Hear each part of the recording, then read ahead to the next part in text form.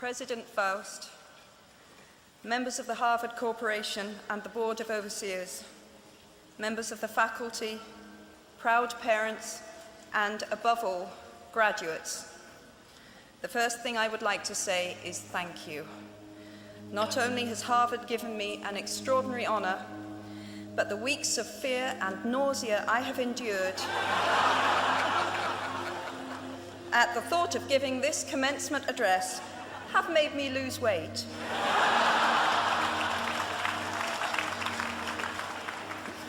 A win-win situation. Now all I have to do is take deep breaths, squint at the red banners, and convince myself that I am at the world's largest Gryffindor reunion.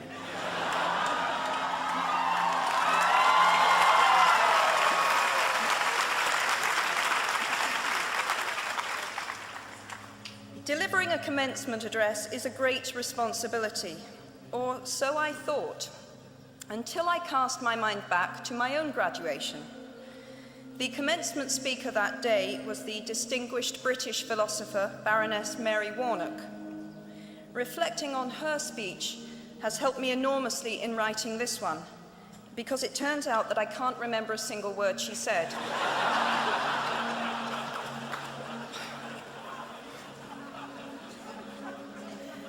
This liberating discovery enables me to proceed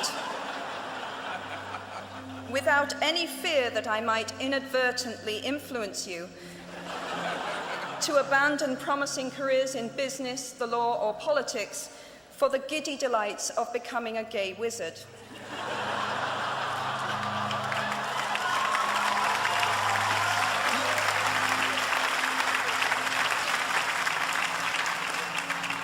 You see, if all you remember in years to come is the gay wizard joke, I've come out ahead of Baroness Mary Warnock. Achievable goals, the first step to self-improvement. Actually, I have racked my mind and heart for what I ought to say to you today. I have asked myself what I wish I had known at my own graduation, and what important lessons I have learned in the 21 years that have expired between that day and this. I have come up with two answers.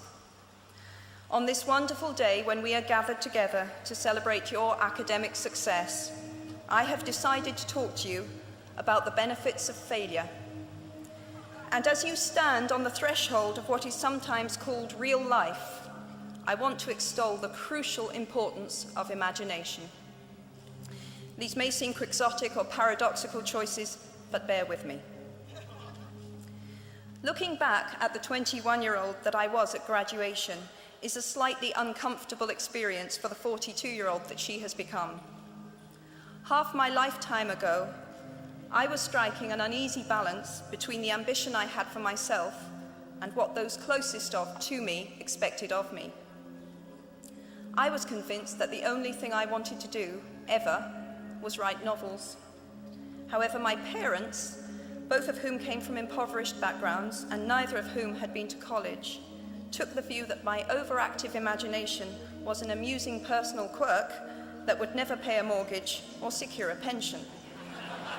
I know the irony strikes with the force of a cartoon anvil now, but... So they hoped that I would take a vocational degree. I wanted to study English literature. A compromise was reached that in retrospect satisfied nobody, and I went up to study modern languages. Hardly had my parents' car rounded the corner at the end of the road than I ditched German and scuttled off down the classics corridor. I cannot remember telling my parents that I was studying classics. They might well have found out for the first time on graduation day. Of all the subjects on this planet, I think they would have been hard put to name one less useful than Greek mythology when it came to securing the keys to an executive bathroom. Now, I would like to make it clear in parenthesis that I do not blame my parents for their point of view. There is an expiry date on blaming your parents for steering you in the wrong direction.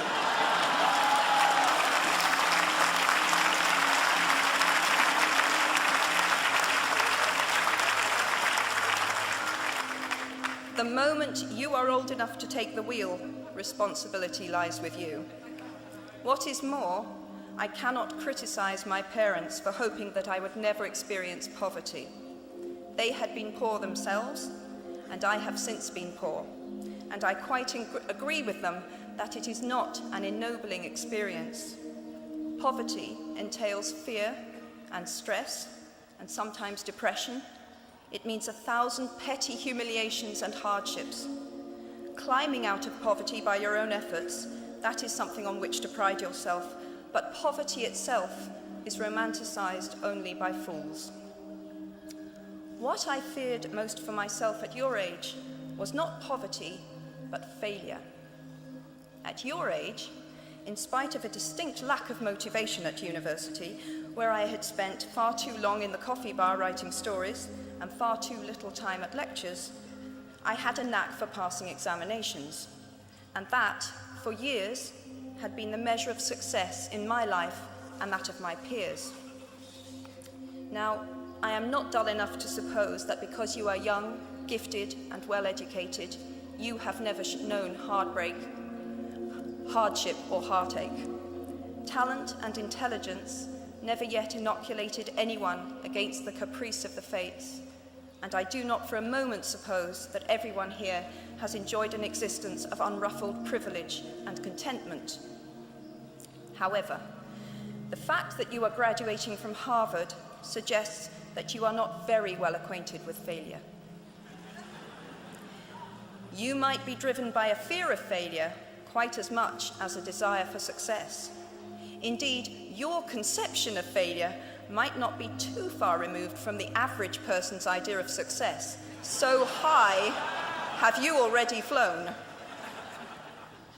Ultimately, we all have to decide for ourselves what constitutes failure. But the world is quite eager to give you a set of criteria if you let it. So I think it fair to say that by any conventional measure, a mere 7 years after my graduation day, I had failed on an epic scale. An exceptionally short-lived marriage had imploded, and I was jobless, a lone parent, and as poor as it is possible to be in modern Britain without being homeless. The fears that my parents had had for me and that I had had for myself had both come to pass, and by every usual standard, I was the biggest failure I knew. Now, I'm not going to stand here and tell you that failure is fun. That period of my life was a dark one, and I had no idea that there was going to be what the press has since represented as a kind of fairy tale resolution. I had no idea then how far the tunnel extended, and for a long time, any light at the end of it was a hope rather than a reality. So why do I talk about the benefits of failure? Simply because failure meant a stripping away of the inessential. I stopped pretending to myself that I was anything other than what I was, and began to direct all my energy into finishing the only work that mattered to me. Had I really succeeded at anything else, I might never have found the determination to succeed in the one arena where I believed I truly belonged. I was set free because my greatest fear had been realized, and I was still alive, and I still had a daughter whom I adored, and I had an old typewriter and a big idea. And so rock bottom became the solid foundation on which I rebuilt my life.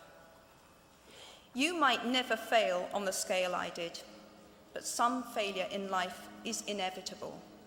It is impossible to live without failing at something, unless you live so cautiously that you might as well not have lived at all, in which case you fail by default.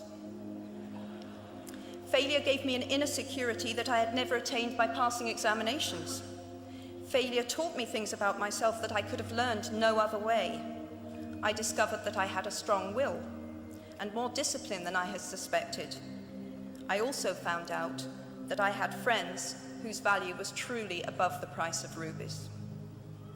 The knowledge that you have emerged wiser and stronger from setbacks means that you are, ever after, secure in your ability to survive. You will never truly know yourself, or the strength of your relationships until both have been tested by adversity. Such knowledge is a true gift for all that it is painfully won, and it has been worth more than any qualification I ever earned. So given a time turner, I would tell my 21-year-old self that personal happiness lies in knowing that life is not a checklist of acquisition or achievement. Your qualifications, your CV, are not your life, though you will meet many people of my age and older who confuse the two. Life is difficult and complicated and beyond anyone's total control, and the humility to know that will enable you to survive its vicissitudes. Now, you might think that I chose my second theme, the importance of imagination, because of the part it played in rebuilding my life, but that is not wholly so. Though I personally will defend the value of bedtime stories to my last gasp, I have learned to value imagination in a much broader sense.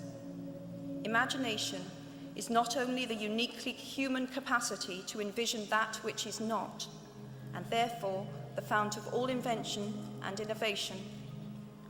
In its arguably most transformative and revelatory capacity, it is the power that enables us to empathize with humans whose experiences we have never shared. One of the greatest formative experiences of my life preceded Harry Potter, though it informed much of what I subsequently wrote in those books. This revelation came in the form of one of my earliest day jobs. Though I was sloping off to write stories during my lunch hours, I paid the rent in my early 20s by working at the African Research Department of Amnesty International's headquarters in London. There in my little office, I read hastily scribbled letters smuggled out of totalitarian regimes by men and women who were risking imprisonment to inform the outside world of what was happening to them. I saw photographs of those who had disappeared without trace, sent to Amnesty by their desperate families and friends. I read the testimony of torture victims and saw pictures of their injuries. I opened handwritten, eyewitness accounts of summary trials and executions, of kidnappings and rapes. Many of my co-workers were ex-political prisoners, people who had been displaced from their homes or fled into exile because they had the temerity to speak against their governments. Visitors to our offices included those who had come to give information or to try and find out what had happened to those they had left behind. I shall never forget the African torture victim, a young man no older than I was at the time, who had become mentally ill after all he had endured in his homeland. He trembled uncontrollably as he spoke into a video camera about the brutality inflicted upon him. He was a foot taller than I was and seemed as fragile as a child.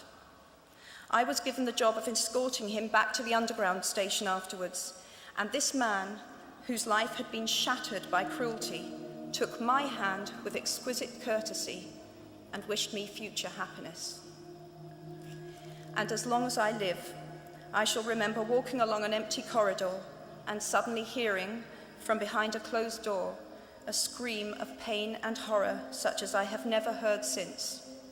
The door opened, and the researcher poked out her head and told me to run and make a hot drink for the young man sitting with her.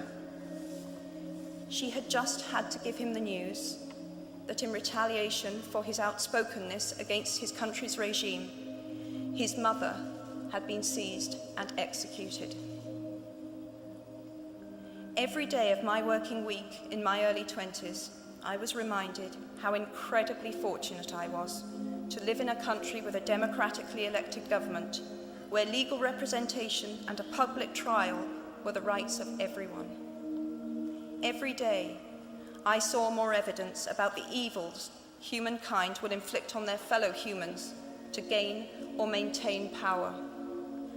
I began to have nightmares, literal nightmares, about some of the things I saw, heard, and read. And yet, I also learned more about human goodness at Amnesty International than I had ever known before. Amnesty mobilizes thousands of people who have never been tortured or imprisoned for their beliefs to act on behalf of those who have. The power of human empathy leading to collective action saves lives and frees prisoners. Ordinary people whose personal well-being and security are assured join together in huge numbers to save people they do not know and will never meet. My small participation in that process was one of the most humbling and inspiring experiences of my life. Unlike any other creature on this planet, human beings can learn and understand without having experienced. They can think themselves into other people's places. Of course, this is a power like my brand of fictional magic that is morally neutral. One might use such an ability to manipulate or control just as much as to understand or sympathize. And many prefer not to exercise their imaginations at all. They choose to remain comfortably within the bounds of their own experience, never troubling to wonder how it would feel to have been born other than they are. They can refuse to hear screams or peer inside cages.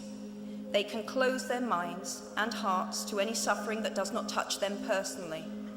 They can refuse to know. I might be tempted to envy people who can live that way, except that I do not think they have any fewer nightmares than I do. Choosing to live in narrow spaces leads to a form of mental agoraphobia, and that brings its own terrors. I think the willfully unimaginative see more monsters. They are often more afraid.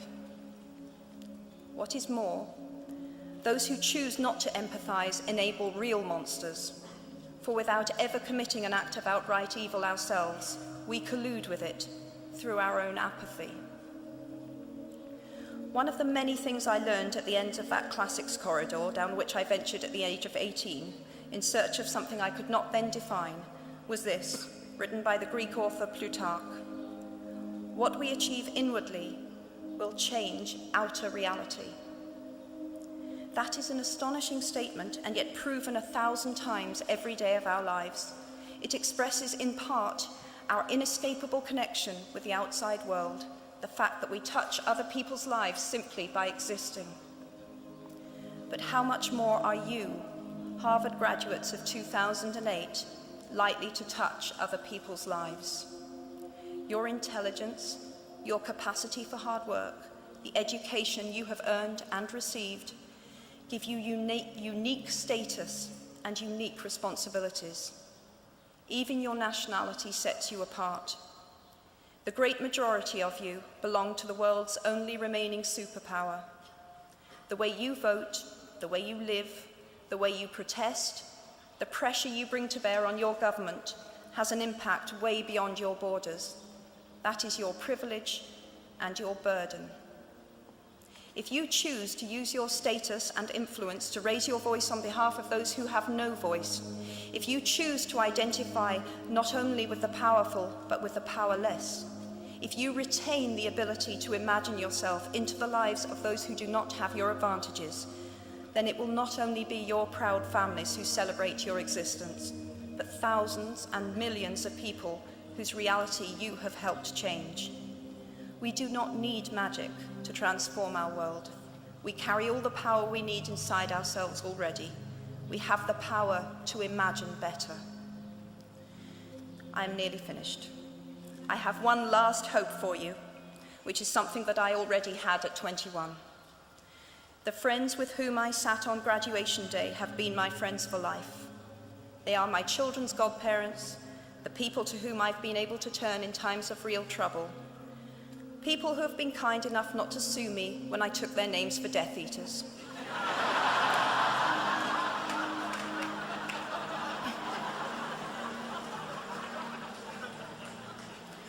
At our graduation, we were bound by enormous affection, by our shared experience of a time that could never come again, and of course, by the knowledge that we held certain photographic evidence that would be exceptionally valuable if any of us ran for Prime Minister. So today, I wish you nothing better than similar friendships, And tomorrow, I hope that even if you remember not a single word of mine, you remember those of Seneca, another of those old Romans I met when I fled down the classics corridor in retreat from career ladders in search of ancient wisdom. As is a tale, so is life. Not how long it is, but how good it is what matters. I wish you all very good lives. Thank you very much.